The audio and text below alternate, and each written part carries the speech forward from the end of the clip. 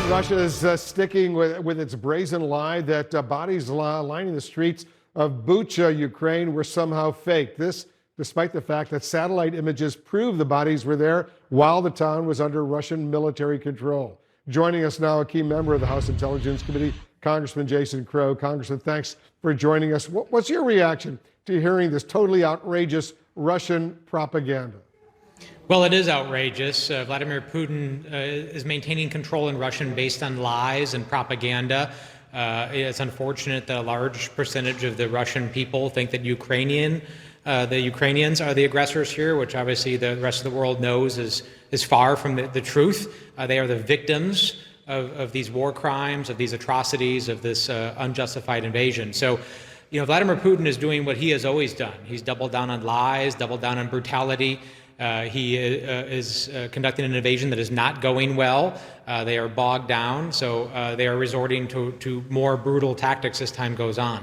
Secretary of State Antony Blinken says Russian atrocities in Bucha, for example, aren't the random act of a rogue unit, but a deliberate campaign to kill, to torture, his words, to rape, to commit atrocities. At what point does that rise, Congressman, to the level of genocide? Well, when it becomes systematic, when it becomes organized, when it becomes a part of a deliberate and intentional plan to eradicate or wipe out a people, that's the difference between war crimes and atrocities or undisciplined soldiers firing on civilians versus a plan. So what we have to do now is collect intelligence, collect evidence, convene tribunals and have them collect evidence and look at all of the facts and then make those determinations. When we use words that have impact, like genocide, we want to make sure that we have all of the evidence in place so that those words actually can have the impact that they are intended to have. And there's legal consequence to that. So I believe we need to push forward to collect that information. Undoubtedly, in my view, there are war crimes that are being committed.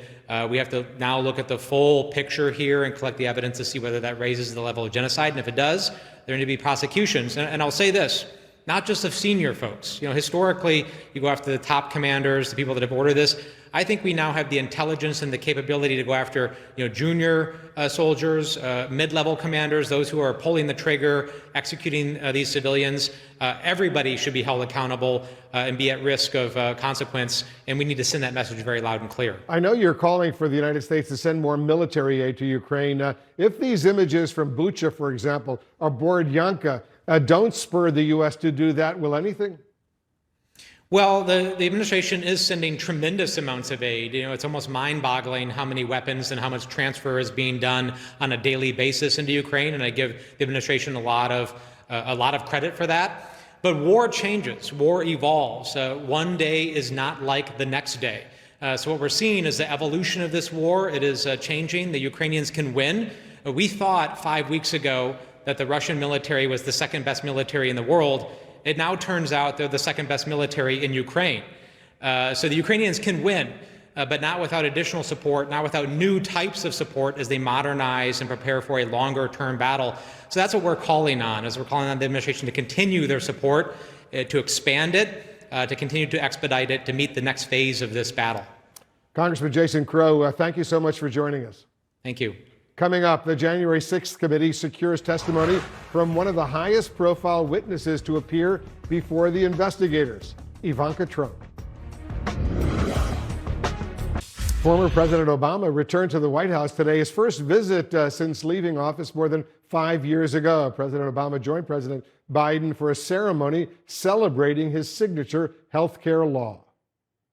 Vice President Biden, Vice President. That was a joke. It is good to be back in the White House. It's been a while. I confess, I heard some changes have been made by the current president since I was last here. Apparently, Secret Service agents have to wear aviator glasses now. The Navy mess has been replaced by a Baskin-Robbins. And there's a cat running around, which I guarantee you Bo and Sonny would have been very unhappy about. To get the bill passed, we had to make compromises. We didn't get everything we wanted. That wasn't a reason not to do it. If you can get millions of people health coverage and better protection, it is, to quote a famous American, a pretty big deal. President Biden also unveiled a new executive order expanding coverage under the Affordable Care Act.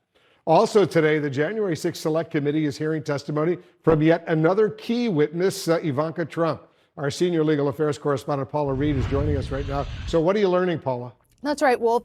Well, Committee Chairman Benny Thompson says that Ivanka has been answering questions, though he describes her answers as not being too broad or her being overly chatty. And he notes, though, look, she's here voluntarily. She was not subpoenaed. And to his knowledge, she had not invoked her Fifth Amendment or any other privilege, as we've seen other witnesses do. And Wolf, that's notable because lawmakers have a lot they want to ask Ivanka about. In addition to being the former president's daughter and senior advisor, she really has a unique perspective on the events of January 6th because she was physically inside the White House in close proximity to her father and at several key meetings. In the original request from the committee to Ivanka, lawmakers laid out some of the things they wanted to talk to her about. For example, they revealed that other witnesses have testified that she was present for a conversation between her father and then Vice President Mike Pence. This was part of the pressure campaign that the vice president was facing. They said they want to ask her what she heard in that conversation. They also want to know about any efforts to encourage the former president to go out and quell the violence. They said they want to know, why didn't he use the briefing room? They also want to know about that taped statement from the Rose Garden, and also specifically want to ask her about the former president's, quote, mental state in the days following January 6th. Now, her appearance today, Wolf, was virtual. Many witnesses have appeared virtually before the committee, including just last week. Her husband, Jared Kushner, also appeared virtually and voluntarily. Lawmakers have said that he provided some helpful information, even though he, unlike his wife, was not in the country on January 6th. Paula, do you anticipate the Select Committee will also ask the former Vice President Mike Pence to appear? It's not looking likely. The chairman of the committee, Benny Thompson, told reporters yesterday that it's not going to be necessary to subpoena the former vice president because they've learned pretty much everything they're going to learn from other witnesses. But two committee sources tell CNN that they've not taken this option potentially off the table. But another source tells us that the vice president's team has not been informed either way if this is going to happen. So still an outstanding question, but seemingly increasingly unlikely. Yeah, several of the former vice president's aides already have testified openly and fully. Paula Reed, thank you very much for that report. Just ahead, Tiger Woods appears to be on the verge of an improbable return to competitive golf. Golfing legend Tiger Woods could be on the verge of a dramatic return to the Masters a little more than a year after a car crash left him with serious injuries and put his entire career in jeopardy. See, as Brian Todd is working the story for us, Brian, he says he thinks he's ready to play. Wolf, Tiger Woods says he wouldn't even be here, wouldn't say he could play if he didn't think he could win this tournament. Now we're anticipating a huge TV audience tuning in to see if he can pull it off on golf's biggest stage. Tiger Woods said that right after his horrific car accident almost 14 months ago, there was a chance one of his legs might have had to be amputated. Today, he said the words many thought might never come, just ahead of golf's premier tournament, the Masters. As of right now, I feel like I am going to play. As of right now.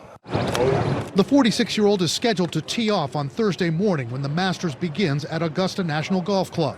Just rumors of a Tiger comeback when he played some practice rounds yesterday drew a large crowd of fans. Now that he's playing competitively, the TV ratings should just go through the roof. They'll be Tiger-esque, as they always are. But this time, it's like we've stepped into a movie set. You know, this story is just, it transcends golf, it transcends sports. Police said Tiger Woods was driving 85 miles an hour in a 45-mile-an-hour zone when his car crashed on a winding road near L.A. on February 23rd of last year. Law enforcement officers said there would have been a much different outcome had he not had certain safety features in his vehicle. Thankfully, the interior was more or less intact, which kind of gave him the cushion to survive what's otherwise would have been a fatal crash. His leg was basically crushed under the weight of an SUV. It looked life-threatening initially, certainly career-threatening, and he was in a hospital bed for 3 months. After multiple surgeries and a rod, plates and screws placed in his leg, and excruciating rehab, Tiger Woods now says it's not his swing that's the issue. I can hit it just fine. And I don't have any qualms about what I can do physically from a golf standpoint. It's now walking is the hard part. And analysts say the course at Augusta is one of the hardest to walk on the tour.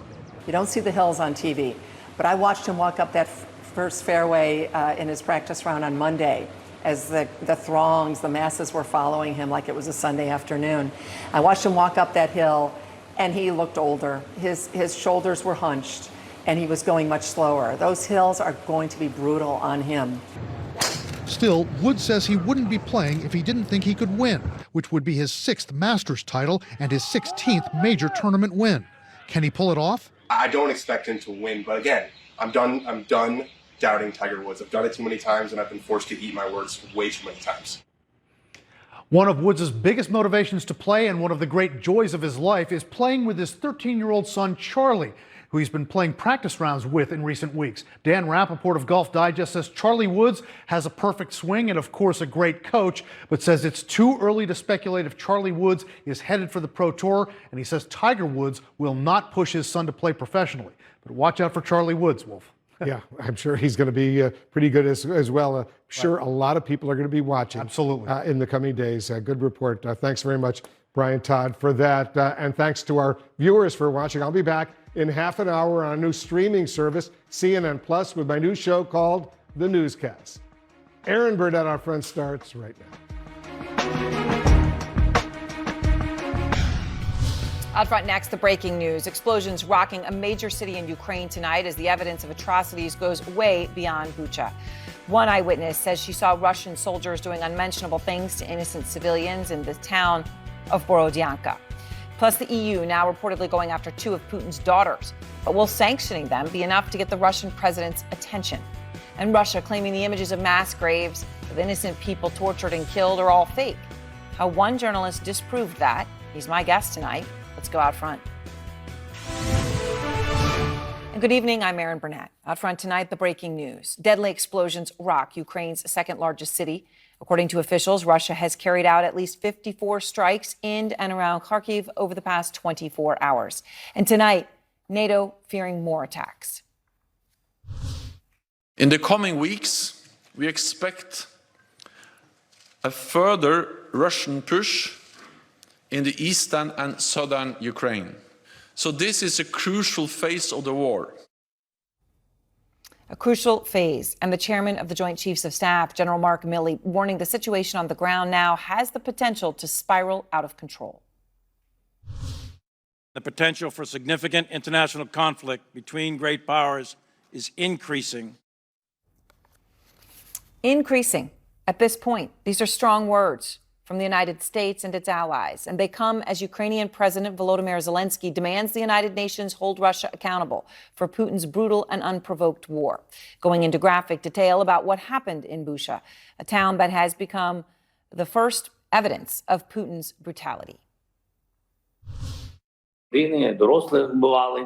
They killed entire families, adults and children, and they tried to burn the bodies. Civilians were crushed by tanks while sitting in their cars in the middle of the road, just for their pleasure. They cut off limbs, slashed their throats. Women were raped and killed in front of their children. Their tongues were pulled out only because the aggressor did not hear what they wanted to hear from them. A volunteer helping recover bodies in Bucha tells CNN that the number of body bags are in the, quote, hundreds, not dozens, and that the atrocities committed by Russia spread beyond the horrors that the world is already seeing in Bucha. So in a moment, I'm going to speak to Paul Ronsheimer, the reporter you met last night. Today, he was in Borodyanka, just about 40 miles west from Kyiv. Just look at what's left as he drove down one road. That's a 9-story apartment building you saw a second ago, a hole through the middle, and these other buildings collapsed after being hit by Russian missiles, crushing anyone who happened to be inside. Ronsheimer also spoke to a woman whose 78-year-old sister was shot while out looking for food. They shot her below the waist as she was with her back to them, and so she remained there lying on the road. That woman's sister Sadly, one of the nearly 1,500 Ukrainian civilians that the UN estimates have so far been killed by Russians. And I just want to be clear here, that real count, I think we all can just know it, say it at this point. No one has any idea. We do know one thing. It's going to be way higher than that. Christian Amanpour is out front live in Kyiv tonight. And Christian, what is the latest on the ground tonight? Well, as you know, round here, the situation is calm in terms of Russian activity. But what, of course, you're seeing on the ground is that the situation anything but resolved. And you've been seeing, as reporters and others keep going and uncovering all of this stuff, what we are getting to see. You mentioned Kharkiv. I was there over the last 24 hours. There was a lot of artillery duels, but no sign yet there that the Russians had any ability or attempt to try to take it again. They tried once in February in the early days of the war, and they were pushed back. And then, of course, we have a prisoner of war exchange whereby prisoners of war, Ukrainians, have been returned. They did tell us what they had gone through under their Russian captors, but they also said they wanted to go back and fight, Aaron.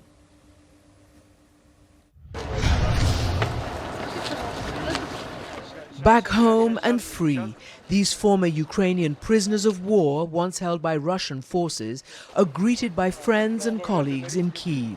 Freedom for now is the drag of a cigarette, walking on home turf, even if that means using crutches. Bags of food are handed out to the more than 80 former Ukrainian POWs released in a prisoner exchange with Russia. It's a welcome meal and a moment to decompress and reflect on what many here say was the physical and mental abuse they endured in Russian custody. One POW, named Gleb, says he was captured nearly a month ago while evacuating civilians. He was beaten by Russian soldiers. They hit me in the face with machine gun butts and kicked me. My front teeth were also chipped. Anya and Dasha were in the same unit. It was shelled by Russian troops, who they say tried to break them, making them shout "Glory to Russia," and they shaved their heads, telling them that it was for hygiene purposes. Maybe they were trying to break our spirit in some way. It was a shock, but then we're strong girls, you know. Dmytro says he was taken by Russian soldiers in Mariupol and suffered daily beatings during his captivity. They would beat us 5 to 6 times a day for nothing. They would just take us into the hallway and beat us up. It's an ordeal, and it will take time to heal both mentally and physically, though many say they want to go back to their units and continue fighting. But before that, Gleb shows us a slip of paper with what he says are the phone numbers of loved ones of prisoners still held captive by the Russians. He says he will tell the families they are still alive and not to give up hope. Christian, I mean, what more did the POWs, the former POWs, tell you? Well, you know, they told us a lot about their conditions. We tried to give you some of it. The local attorney general here, the prosecutor general here, says that the Russian captors violated the Geneva Conventions in terms of how they treated their prisoners. But I mean, I think the clear thing is that they do want to go back to the front. They know that the Russians are repositioning, and I think everybody's bracing for a big fight around Donbass in the east.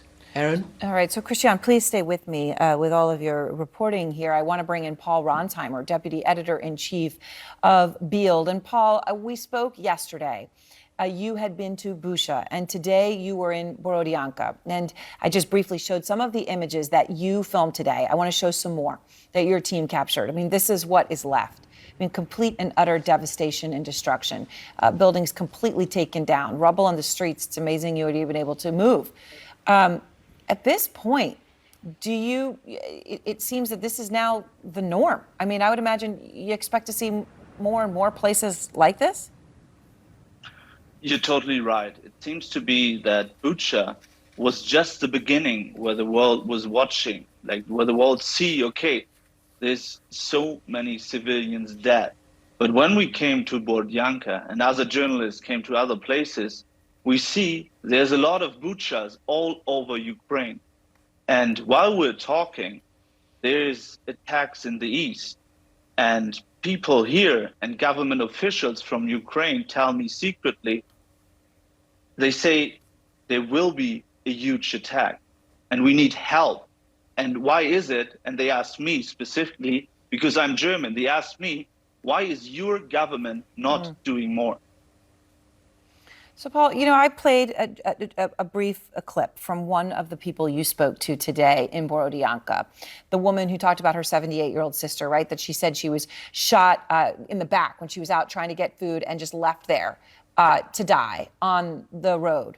And she was out to get meat. And here's some more of what she told you.